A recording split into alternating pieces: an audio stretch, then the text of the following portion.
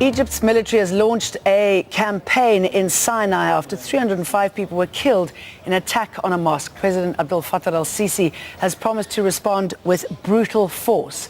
The attack at the mosque in Bir al-Abed is the worst ever in the Sinai region.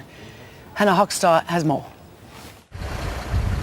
Egypt's crackdown on suspected fighters after Friday's devastating attack has started.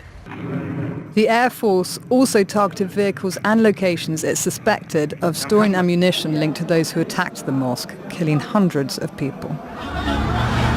President Abdel Fattah el-Sisi has promised to use brutal force.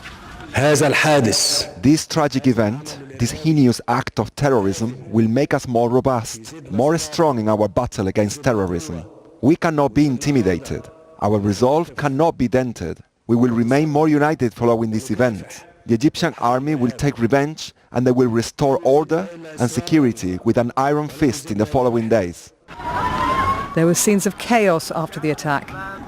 Witnesses describe how between 10 and 20 masked attackers wearing military uniforms stormed the mosque using rocket-filled grenades and automatic weapons to target the noon prayers. They also blocked the escape routes. Local reports describe how the gunmen surrounded the mosque outside to mow down any survivors, as well as those who were rushing to help. This 13-year-old describes how he survived. I was outside the mosque and suddenly I heard gunshots inside. I saw them running and I went inside the mosque.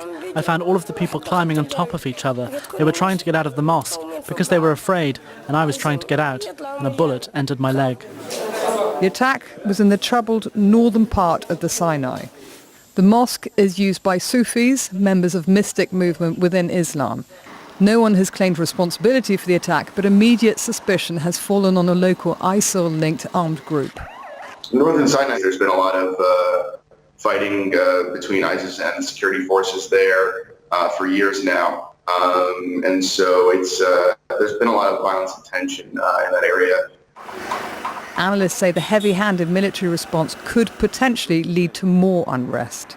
You saw the beginning of fomenting of a cycle of violence, of state repression, targeting these groups through arbitrary arrest, leading to them fomenting a cycle of violence. Meanwhile, there's been an outpouring of sympathy around the world for the victims, like here in Paris. Back in Egypt, the president has declared 3 days of national mourning and a thorough investigation. Hannah Hochstar, Al Jazeera.